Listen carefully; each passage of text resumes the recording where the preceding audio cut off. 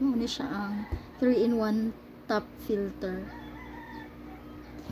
And then ang sulod na niya kani siya itong main niya nga pump na ay hose na ay kaning para sa hangin o katong mga connection sa baba o sa taas kani. So sa box sa box ang connection na ning box naman siya kani nga part sa to kaning box ani kung namo ibutang na mga filter media like mga stone or rings, dire nyo ibutang sa ilalom. And then ibutangan nyo na siya after ato sa taas na ibutangan ani. And then ibutangan niyo og filter foam para masala tong mga buling na musaka dire sa box. Ana. And then ang connection sa box, makita ninyo ni kani siya kani. Kita nako. Ang porma niya is kaning dako nga part dire sa sulod. Ana, yan na lang niyo siya insert. Pag ma-insert na siya na insert lang tayo na ako insert kay para di maglisod tanggal. And then kaning hose ang isa ka part na i-connect mo dire, so di na ka malibog na kay mura may maigo anak kana nga part.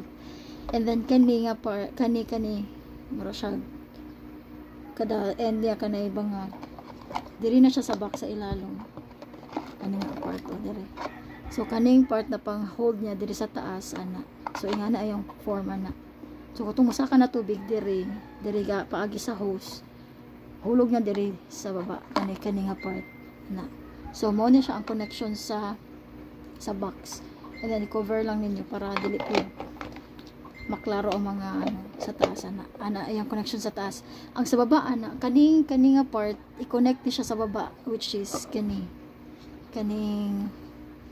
kuan pump. So kani siya isaksak na siya dito. Tapos kini, so ingani yang porma. So ang mga connection ani niya is kani oh.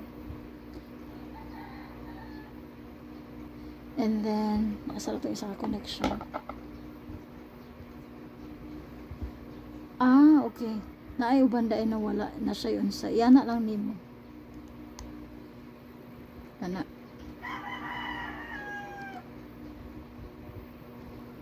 So, ang okay na din siya kay ang uban na connection is kani nga part of kani wala siya naka-connect. So, pwede na siya matanggal actually. Kung ang na-receive niyo ka naka-connect na, good. Pero kung wala pa siya na-connect, kani anaon lang ninyo siya. Isa ni siya sa mga matanggal kani nga part. So, iana lang nimo ana. Yan mo lang siya garapon na pangitaan nimo paagi mo. Ato siya sa dito sa ana, iana nimo ana. So, dali lang kaayo. Kung naka-connect na. Pag wala naka-connect, nga tuon lang ninyo.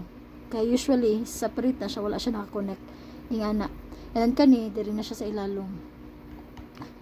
So, ang purpose ani niya is maghigop ang mga buling. Tapos kaning part mo na siya ang magawas sa hangin, mag-create siya bubbles. And then kani, mo na siya ang i-connect nimo sa blue nga, katong sa top that box. Connect na nimo siya dira, ana. I-make sure lang na yun, nakaabot na siya sa ilalong, kay para dili siya matanggal kay lihukan binang uban na isda like that. And then kani nga part para ni siya sa hangin, so i-connect lang ninyo dira gagamay kana siya ana, i-insert lang nimo ana. And then i-make sure ninyo nga kani nga part sa kaning uluhan niya is dito na siya sa gawas, dili siya masulod sa tubigan kay nagakuan kasi na siya og hangin ana. Isarado lang na ninyo ana. And ang purpose ani is i-hold ang hose kung asa ninyo ma-hold para dili siya maglihok-lihok. Ingana lang. And then ang tip ani is para magdugay ang inyong 3-in-1 top filter. If maghinlo mo, let's say dugay-dugay na jud inyong top filter kay dugay man gyud siya maguba. Pag maghinluan lang jud ninyo siya ana. Pag tanggalon ninyo ni kani nga part, kani po tanggalon ninyo. And then hinluan ninyo ni nga kaning part diri o kay daghan na siya mga buling. And then kani pwede niyo na siya birahon kani nga part ana. Birahon lang na ninyo ana. And then hinluan ninyo nga part kani nga part diri o kay daghan jud na siya kasagaran og mga molds ba na siya tawag ana. Matanggal na siya. Pwede na niyo all the way tanggalon ana. Matanggal na dila ko tanggalon kay kuan ba yan siya. Okay. And then ang kaning hose pag maghinlo pud mo kay di man jud matanggal ang buling ana. pasulod is inyo lang siya ananaon ito na siya i-press na matanggal lang na siya.